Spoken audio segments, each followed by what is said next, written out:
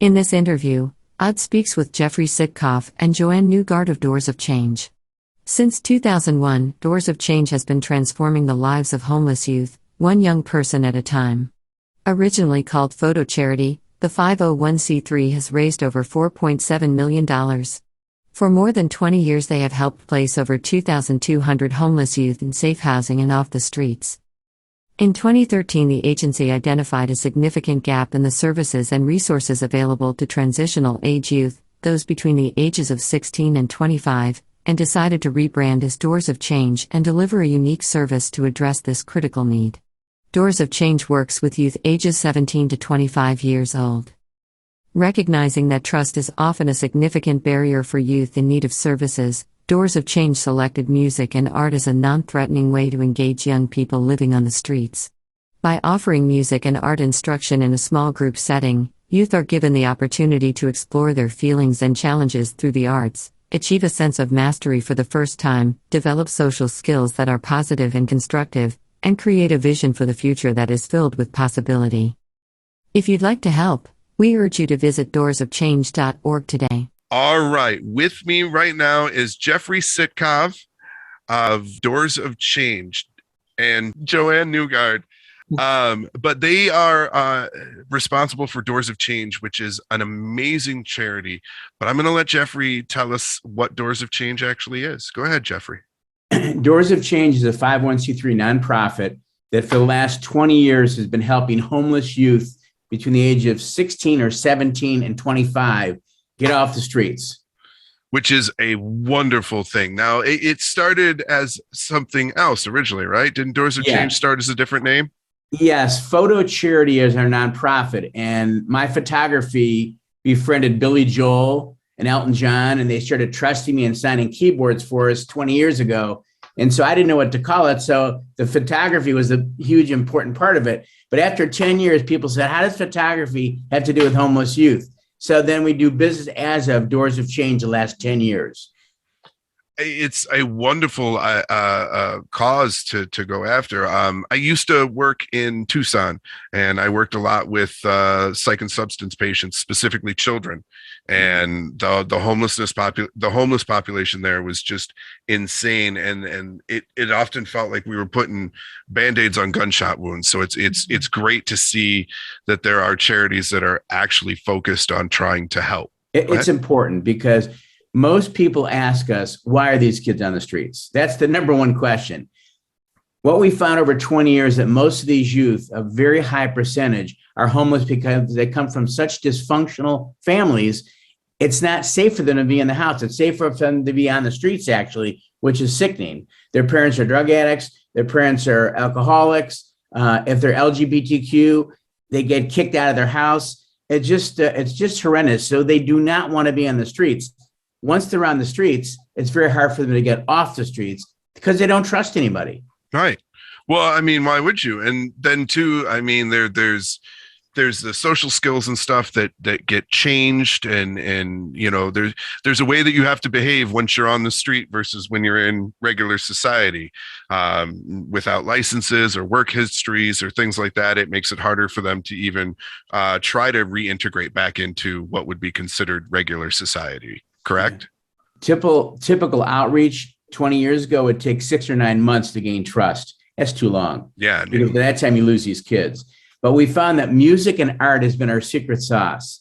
By teaching music and art to the youth, and then having Joanne and the whole group that actually is with them twice a week in our classes, it just is a phenomenal. They go from 6 to 9 months now to 1 to 3 weeks, them trusting us enough to say, I need help. And then we give them our case manager, Nicole McDonald, who's phenomenal. So you have to get them to a point where they want to ask for help, or else they won't ask for any help.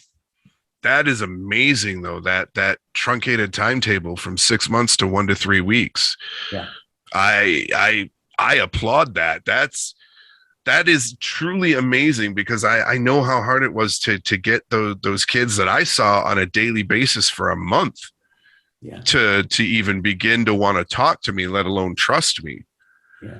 It's because of Joanne and the group that she's assembled that they trust very quickly. And maybe Joanne can share about that, because, you know, it really is important to gain trust. If without trust, they're going to stay on the streets. So, Joanne, how do you go about getting that trust? Well, I think, Christopher, first to comment on Tucson, a lot of their kids come from Tucson, Arizona. They come to California. So I know there was a high concentration of homelessness, young people from Arizona. The way we gain trust, honestly, is just being very transparent and honest with these kids. When we do outreach, I'm very careful who accompanies me with outreach. They're people who have genuine big hearts. They're there for the only reason is to help. And it's without judgment. So I think that beginning part of it, when we approach these young people, we are there with full hearts and no judgment and accepting them for where they're at. Some young people aren't ready to be off the streets yet. So we don't judge that. We wish for them to be off the streets, but we respect where they're at that moment. And maybe we need to address their mental illness, which most of these kids do suffer from some sort of mental illness, Christopher. Since COVID, that has been spiked. There has been so much more for all of us as a nation. And when I say mental illness, I'm saying anxiety all the way to schizophrenia. Yeah, co-occurring disorders are a big thing of, both mental illness and drug addiction, and it's scary when you see it in children too. It's so scary, and so we meet them where they're at, and we accept them for who they are, and then I think that's a good foundation, because then when they don't feel judged, they're more willing to be forthright. But I think really a big part of the program, as Jeffrey alluded to, is the music and art, where when they reach a goal, they set personal goals with our music instructors and our art instructors, and when they meet that goal, 6 lessons, and they can earn an instrument of choice, to most of them, that's maybe the first personal goal they've ever met, and we make a big deal about it at the program. There's a sense of pride. And when you have a sense of pride and you feel you've accomplished something, it really feeds your self-worth. And I think you can see the kids, when they feel more worthy, they want better lives, and it's really a great thing to experience. I got to ask, Joanne, what's the most popular instrument of choice? Probably the acoustic guitar. I would say most of the kids love the acoustic guitar. They're so proud of it when they earn it. They you see them, they hang on to it, and they don't leave it. I think for the art also is wonderful. A lot of the young people think they're not artists, and then they sit down with our amazing art instructor, and they end up making jewelry. They end up doing self-portraits, which is wonderful. Just all kinds of tie-dye T-shirts, all kinds of art. So it's a wonderful program, because it really allows for them to discover that they have these talents. And when you feel good about yourself, you start to want more for yourself. Yeah, my time in Tucson feels like it was almost a lifetime ago, even though it was just a handful of years. That's what COVID did to us, is it just made everything feel like it was forever ago. But I have a collection of pictures and poetry and stuff that was done by the children that I worked with. And it's really cool to see them be able to put that creativity forward. Absolutely. So I think that's what helps building trust, is when you can provide a supportive environment, a safe environment for these kids, where they can come and feel supported and loved and cared for. So we serve hot meals, we give clothing, haircuts, we help with resumes, job searches. So it's just a really safe haven for them. And oftentimes these kids come to us from single parent, as Jeffrey mentioned, single parent homes, dysfunctional families, and all of those pluses that we have as a nation, 2-family homes and all of that. It's still hard to raise kids. So you can almost imagine when you have a single parent, and then you have that parent perhaps struggling with their own addictions and financial struggles, it just makes it just so much harder. Now, I have to ask, just because I'm always curious as to what everyone's story is. Jeffrey, I'm going to ask you this first, since you were the creator of this charity from the beginning. What drove you to want to do this? Well, for 18 years, I was a practicing physical therapist. I had a very successful practice in San Diego. I had a spinal cord injury 22 years ago, which stopped me from doing physical therapy. And I did a lot of praying and soul search. What am I going to do in my life? And it just kept coming back to kids that are messed up today. You see Columbine happen, Santee, the shooting happen, all the escalation of violence. And I'm a healer. I said, the energy is terrible with these kids. I've got to do something to hopefully help them make better choices. They're making the wrong choice. They're killing each other. So that was the beginning. I took a full year, interviewed 100 nonprofits, that empowered youth to make better choices. The key, I spent one night on outreach when they went out to find homeless kids. And I saw how they interacted with the kids, what they said, etc. That night changed my life. That single night is when I said, I've got to help these kids that are homeless, and I got to help them make choices better than what they're making, sooner than what they're making. It took this one girl 6 months before she said anything to these 2 outreach workers. They gave her food, they gave her clothing for 6 months. She didn't say anything. The day that I was there, she happened to open up. It was like a sledgehammer on me, like, this is it.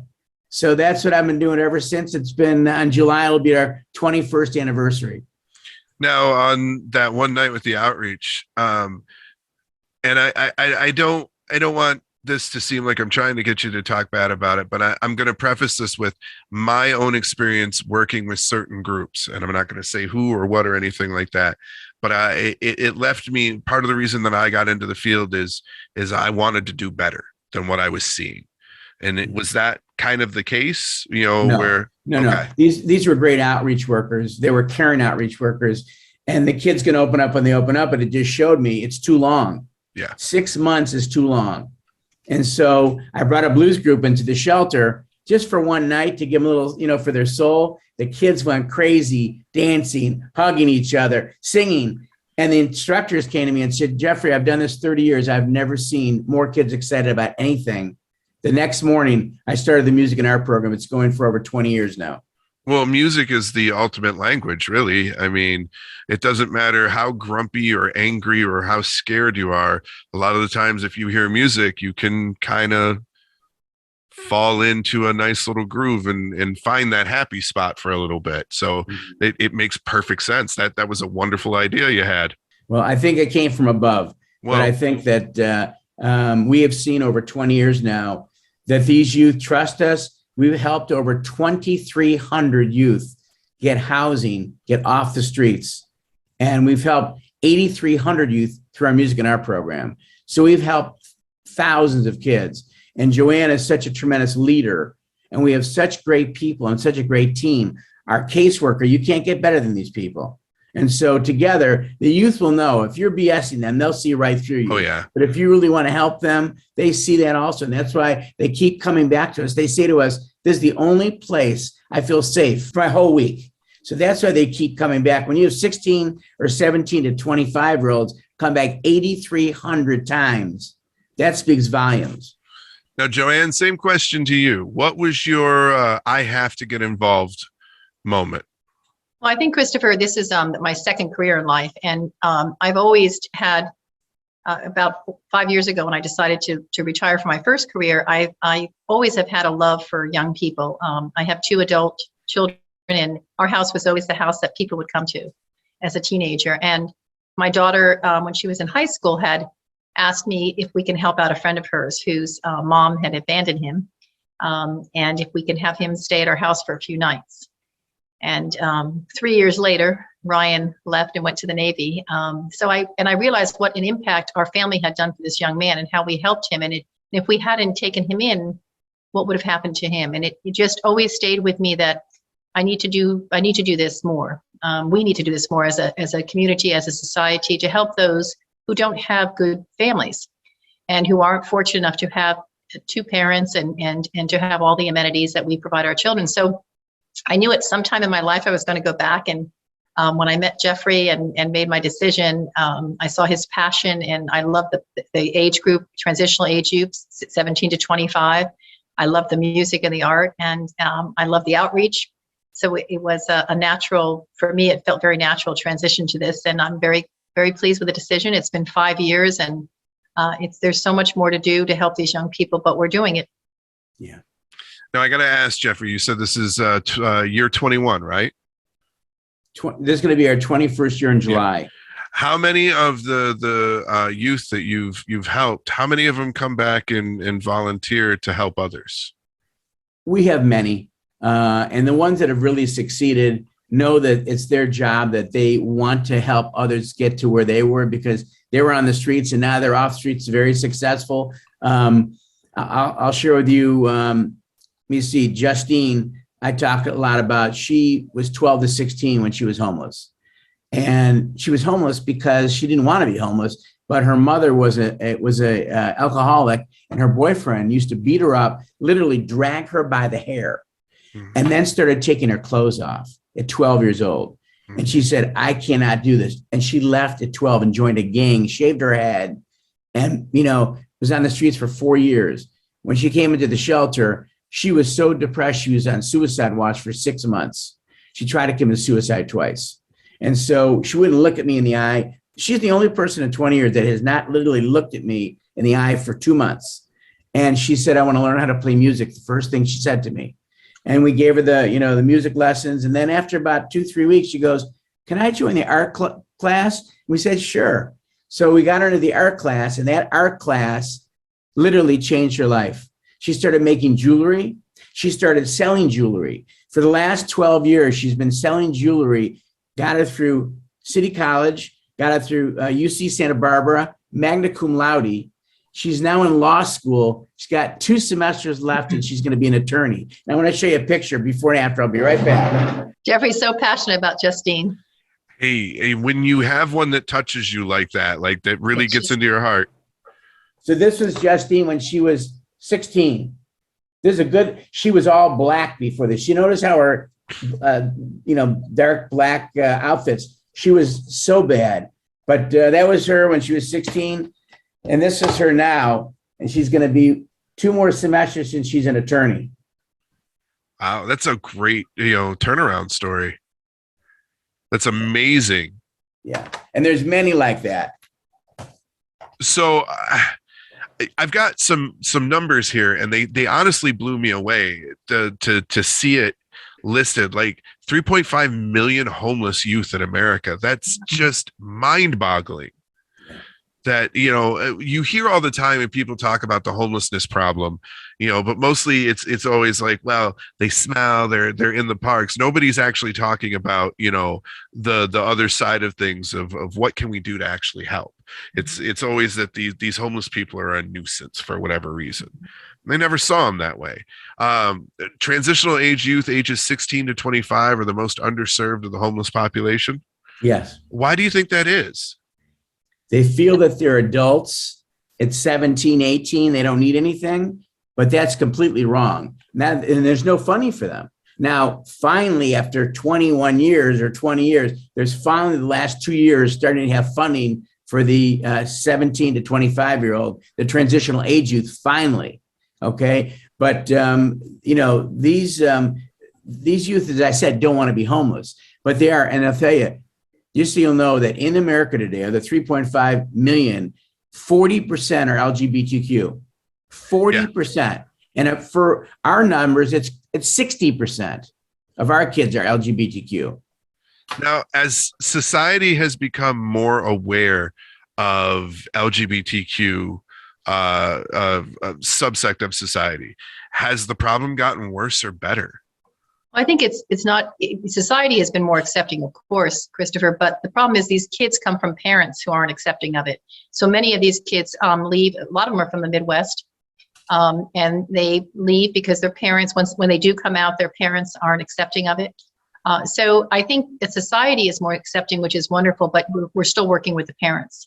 And these kids just feel so hurt when their own parents will ask them to leave or to, they don't support their sexual preference. So we as Jeffrey said, in our demographics, the 17 to 25 homeless, about 62% of them are LGBTQ, which just adds another layer of concern out there. A lot of people are anti-gay, and these young people get beat up. So it's another complication when you're on the streets. Yeah, no, I'm totally aware of it. Like I said, the kids that I worked with, a lot of them were the LGBTQ kids, and for whatever reason, they seem to connect with me. Like, I think because I was an adult and I didn't care, Right. I don't care who you love or what color you are or what your social caste is or anything like that. I see someone in need, someone that needs help. I'm going to help. Yeah. And I don't understand why more people aren't like that. It's a shame. The frustrating thing, Jeffrey, as you said, you believe it was a message from on high. you know, to get involved. We're supposed to be a country that is built off Christian morals and ethics and code of honor and stuff like that. And yet at times, the people that are out there do the least Christian thing possible. And it breaks my heart. Yeah. Can I say that COVID has changed a lot of this? We've had a tremendous shift and pivot with COVID. We had to. How so? Because, you know, we had to close our program down because of COVID, but we said we've got to do something to help these kids because they're out there, they need our help. So it's called Remote Outreach for Homeless Youth Advocacy. So we're advocates for these homeless youth. We start out, you know, remotely with them. And then when we talk to them on the phone or on Facebook, then we meet with them. Our case manager, Nicole McDonald, meets with them. And this past year, we've had record years, even during COVID now, we've had record years. We saw 365 youth were evaluated and assessed this year. That's a lot more than normal. We placed double the amount this past year than we did the year before. 2 years ago, we placed 83 youth in housing. That's a lot of kids. This year, 165 youth we placed in housing. It's a record by twice as much. Do you feel that barrier of being on a phone or being on a screen like this might have actually helped build a little bit of trust with them? I think it's a combination, Christopher. I think we did a really, really good job at outreach. That's the first thing. You have to find the kids. We're, Jeffrey doing outreach for 20 plus years now, myself doing it for 5 plus years. We've become really experts in it. So that's the first thing, is how do you find these kids, even if you don't see them? So we have flyers that we leave in places, restrooms, parks, libraries. We co-partner with a lot of partners here in San Diego to help serve transitional age youth. So the first thing is you have to do your outreach to find these young people. And then we offer many opportunities for them. Our case manager, even though she's a mother of 3, she keeps her phone on 24/7, which not everybody does. Because, when you're homeless, there is no 9 to 5. Right. So we answer the phone at 2 a.m. We answer the phone when we get those calls. And there's an immediacy. We will address that youth. We won't say we'll get back to you on Monday. So I think that's a combination. That's part of it as well. Why it is such a success, because people will trust you. If you're answering your phone at 2 a.m. and you said you're going to help them out, they're right there. You're building trust because of the immediacy, the urgency. We're making them a priority. I mean, if my kid was on the street, I wouldn't say I'll get back to you on Monday. So I think the immediacy helps. Also, we have a tremendous social media platform where even though these kids may not have phones or laptops, they somehow figure out how to get on Facebook. Yeah. So we have a lot of kids coming to us through Facebook, and they can even be in other states. When we had terrific weather issues and during COVID in Texas, we had people calling our case manager saying, "Where's safe parking? Where can we get a shelter?" So it's amazing how you can really be resourceful and help these young people. But I think when you get back to them so quickly, right there, you're building trust, because they've been told by so many people they're going to be helped out, and then it's failed for whatever reason. So I think that's what we're most proud of, is that we respond and we deliver. We don't ever overpromise. Well, yeah. Speaking as a child myself that came from a very turbulent home, I didn't run away, mainly because I was more scared of what was out there than the beatings and the abuse that I was getting at home. Mainly, it was the beast I knew versus the beast I didn't know. Right, sure. I knew the bruises would heal. I had no idea what the outside was going to do to me. But when you come from that background and you hear that someone is willing to make you a priority, like you said, that really does speak volumes. That's the whole reason that I got involved in doing what I was doing originally is because I wanted to be, and it seems that to be the case with you guys, is I wanted to be what I needed when I needed it and didn't have it. Sure. So in your guys' case, you're being what those kids need now, and that is noble, and that is a wonderful cause, and I can't sing your praises enough, because I wish that had been around when I was a kid. I wish there had been someone I could have called and said, "Hey, I need help. I need out." Now there is a bullet point here about a band, 3 Dog Night, and yes. Working with your charity. Yes. So people always ask, Christopher, I didn't know about this. I can't believe it. I want to help. What can I do to help? There's many ways that people can help. We have an angel team. So we actually had the California Angels give us permission. We trademarked the name Angel Team. We're the only ones they've ever given permission to because it was for homeless youth. And so for $11 a month, someone can make an auto payment, $11 a month. It's only $132 a year. But the angel 211 is angels, so they can make an angel donation of $11 a month. And if we have 1,000 people doing $11 a month, that's going to help a lot. We need money to be able to feed them, give them resources, give them phones for telehealth, and computers for college. All these things we need money for. So if someone's touched, that's the first thing they can do. Number two, if they like memorabilia, we've sold almost $900,000 in memorabilia over the last 20 years. The Elton John, Bruce Springsteen, Santana, the Rolling Stones, many, many, many others. And they can go to our website right now and say, I want to get that Chris Isaac guitar that he's got an artwork on it. It's gorgeous. Or I want to get the Bruce Springsteen signed Born to Run art piece with all the members of his band signed on a gold, album. They can buy that. They can go to our concerts. And our next concert now is Three Dog Night. It's going to be June 30th at the Moonlight Amphitheater in Vista, California, which is northern San Diego. So if someone's listening to this from Los Angeles, Orange County, come down and support this. You're going to have a great concert. We're going to have one of the youth speak at it. We always have a youth speak at the event, and that blows people away. And this youth, amazing, Nikki Johnson Hudson, who actually was homeless from 12 to 16 also, African-American woman. She went to City College, went to law school, owned her own law practice, and now she was Miss Universe last year. Selected Ms. Universe. And so she is coming from Philadelphia to tell her story because, again, it's keeping hope alive for these kids, but it's also keeping hope alive for people in the audience. They're saying, if I give a $100 donation, what is the ripple effect of that donation? And we're going to show them what the ripple effect of any donation, including the angel, $11 a month or higher. We've got people giving $350 a month, but it doesn't matter. It's whatever they can afford. But that will allow us to get the resources to get more youth off the streets. Yeah, you guys, your organization is a testament to if you just give them a chance. Yeah, they have to go to doorsofchange.org. Doors is plural. Doorsofchange.org. Any donation is appreciated if you're touched by this. But together, we can help more youth have a life that they deserve and that they, earn with hard work. It's amazing what you guys are doing. It really is. Like again, as a kid that had to deal with stuff and often thought about running away, but didn't have any resources and whatnot. It's weird. I'm holding back tears of my own because that little kid inside of me is like, yes, I can't say enough good things. So, okay. So you guys do work with musicians and artists. Who are some of the artists that you've worked with as well?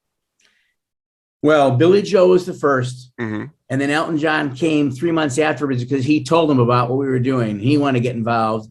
B.B. King was one of our biggest supporters while he was alive. We raised $165,000 with his help. Etta James was big. James Taylor. We have so many different groups. The Rolling Stones actually sent us 2 of their own guitars, their own Fender guitars. And we raised $62,700 on those guitars. And, so there's many people, because when they know that you're doing the real deal, it's hard for them to trust people too, just like it is hard for the audience to trust who's the right person to give to, who's the right organization. There's 8,000 in San Diego. Who do I give to? Well, of 20 years of doing what we're doing with our track record of 2,300 kids off the streets, that should say something. And again, doorsofchange.org. People can go on and watch. We have several videotapes of kids speaking and telling their stories, and they're amazing.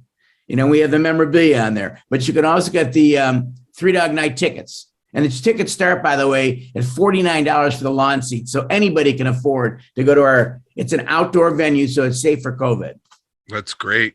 Now, mental health referrals have increased 105% in just the last year, it says here. When it comes to finding those mental health resources, has things gotten easier? Have things gotten better? Because I know as the years have gone on, the mental health is starting to be taken more and more seriously. So I would figure that resources have gotten better, correct? That is true, Christopher, fortunately. And I think COVID, people really were sensitive to that. And there's been funding for more mental health support through telehealth. Honestly, that's helped so much. And sometimes it's probably easier for kids to do telehealth and actually go physically to meet someone. So I think it's been more accessible. There's a lot of good county programs here in San Diego that support mental health. It's just getting the kids there. Right. But there are definitely more options than there ever were, thank goodness. And as a nation, I think there's been more awareness of mental health and how we need to really address and support that. Well, I think COVID also helped teach everyone that we all have a touch of mental health issues under the right circumstances. Absolutely. And the COVID, what's happened to these kids, COVID has caused more isolation. And isolation causes, when you're on the street, then you go more to your drugs, right? Right. And you go to your drugs and your alcohol, and just so it's really accentuated the problem, the isolation. But things are starting to open up again. Of course, it's been a lot easier these last 6 months. But mental health, thank goodness, people are finally recognizing it's something we need to address as a nation. Yeah, and like you said, the trust is the big thing, and you guys seem to have found that magic path to be able to get them to trust you, which is huge. What's the ultimate end game? What do you hope for yourself? Like how do you want to end homelessness altogether for kids? Do you think that's even possible? I think if we start with our community and have, one TMATS program, taking music and arts histories program, work up and running again, then we have a second one, maybe have a third one, maybe have 3 of them, plus expand our virtual, because virtual is working. And this remote is working. So we actually helped 9 different states last year of youth calling in for asking questions. So we're going to expand that. So we want to expand our program here, but also expand virtually and remote, how people in the United States can get a hold of us if they're homeless, and then maybe eventually teach other cities on how to do what we're doing. They're going to have to do the work. Right. We're not going to go there and do the work, but we'll share with them, how to do what we do. Well, I think that's the big thing is so having lived all over the country, I've learned that every city seems to be completely oblivious to a lot of the national resources that exist. Like it blows my mind. I've lived here in Michigan, I've lived in Kentucky, I've lived in Tennessee, Arizona, Ohio, and when it comes down to it, I've had inner workings or interactions with the mental health system. And they all seem to be disconnected from each other. And it's like, oh, well, how did you know about that? Well, I know this website that has all these resources and whatnot. Wait a minute. I'm a patient, or I'm like trying to get a job with you. How do you not know this? Right. So like you said, it's not your job to come in and do their job for them, but maybe open the doors of change, if you will. And let them see that there is resources, that there are resources, and that there is a path. I'm sorry, I'm just flabbergasted. I was worried that this was going to be a difficult interview for me because I've been on those kids' side of things, and I was like, I'm an adult now. It doesn't bother me. Everything's going to be fine. And here I am a week after being sick, just broken on the inside. Like, so I'm sorry. What have we missed so far? What is something that we haven't covered that you want to get out? I think just the awareness that this is a national problem. It's not just in San Diego County. And I think, I've had many, many conversations over the years with many people who have their own perceived notions about these kids. They're adults, put down the guitar, pick up a broom, get a job. And I think that I never get defensive. I understand for a lot of people, they just cannot relate because they live in a bubble where they've never had to worry about any of the problems that these kids are challenged with. But I think what people should think about, even if you don't have a good heart, even if you don't have a big heart to these kids, or even if you're not compassionate and understanding of these kids and supportive, as a society, you should be interested simply because these kids are our tomorrow and they're going to be around your kids. So if you have no other reason, you should just be smart about it.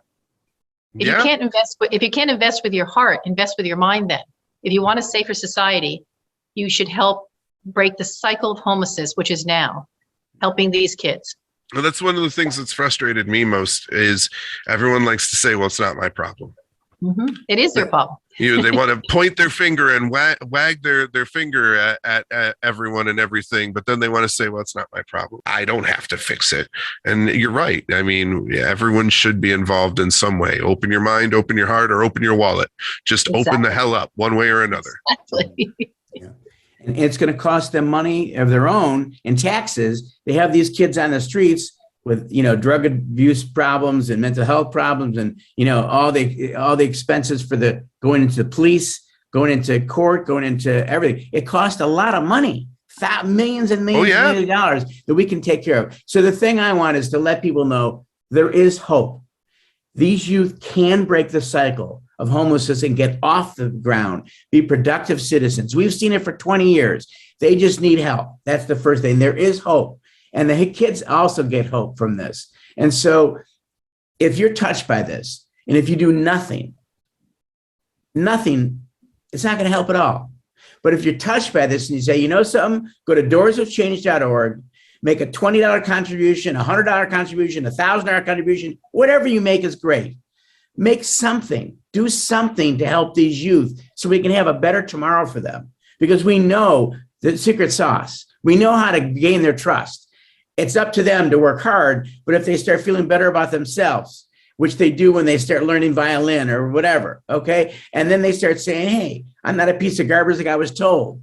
I maybe can do something. And they meet our kids like Justine that look at them now, okay? That can be them. Yeah. Yeah, and even if you can't donate, share. Spread the word about it. And I'm talking directly to my viewers and listeners right now. I know a lot of you are in the same boat that I am. You're paycheck to paycheck. You're blue collar, no collar, whatever. I get it. And if you can't afford to help, that's perfectly understandable. But you can share. You can spread the word. You can help them get the eyes on what they're doing from people who might be able to afford to share. So I urge you, if you're watching this, if you're listening to this, share the link, doorsofchange.org. Write a little blurb. Don't just share the link. You'll share cat memes and stupid videos on Facebook all day long, but you'll share other things all day long. Share something that's actually going to do something for somebody. Make that change. All right, guys. I know I had you for a half hour. We've already gone over that a little bit. I just want to do the interview roulette segment with you. I told you that I kind of changed it up a little bit. I've got 5 questions for each of you. They're fun. That way, if kids do see this, they'll at least get to know that, they'll see how you can get people to trust you, basically. Joanne, I'm going to let you go first because I was raised to be a gentleman. Thank you. Your first question. Back in high school, what was the strangest thing someone could find in your locker? My gosh. Wow. Strangest thing that they could find in my locker. Wow. Okay. Give me a minute. It's been a while since I've been in that locker. Probably love notes from boyfriends. I used to keep them because they would put them in the slit of the lockers. Right, and I used to keep them in a little special place. I don't know if it's strange, but it was certainly something I remember I valued. Joanne, if you were to get superpowers, would you want them from nature, magic, or science, and why? I would want them from magic because I would want to have magical powers to help each and every one of those homeless youth out there. I feel like that's with that Family Feud. Good answer. Good answer. Good answer. What hero would you want to save you in a life or death situation? I think in life, I would definitely want Superman. My father used to always tell me he was Clark Kent. He kind of looked like him. So definitely Superman. Definitely Superman. Fair enough. What book do you think should be mandatory reading for every person on the planet? That's an easy one for me. Man's Search for Meaning by Viktor Frankl. In some high schools, this was required reading, but it's about a prisoner in the Nazi concentration camp in 1945. and it's his experience and what he goes through inside. It's a lot about up here and here. That should be a required reading for everyone. I can't say I disagree. Anything that invokes the heart and the mind at the same time is definitely something I think a lot of people need. It's a powerful book. And then your last question, Joanne, would you travel to space if you could? Absolutely not. No interest. I've got a lot of work to do right here. Would not want to be claustrophobic in there. Fair enough. Yeah, I'm with you there. I'm a big dude to begin with. I don't even necessarily like sitting on planes. So put me in a cigar tube in the vacuum of space, and I'm pretty sure I'd freak out. All right, Jeffrey, your 5 questions. Are you ready? Yep. If you had to lose one of your 5 senses, which one would you give up and why? That's a tough one. Smell. Why? Because I can see it, I can hear things. So I think that would be the reason I would give up the smell. Okay. What thing that you have made are you most proud of? Doors of Change.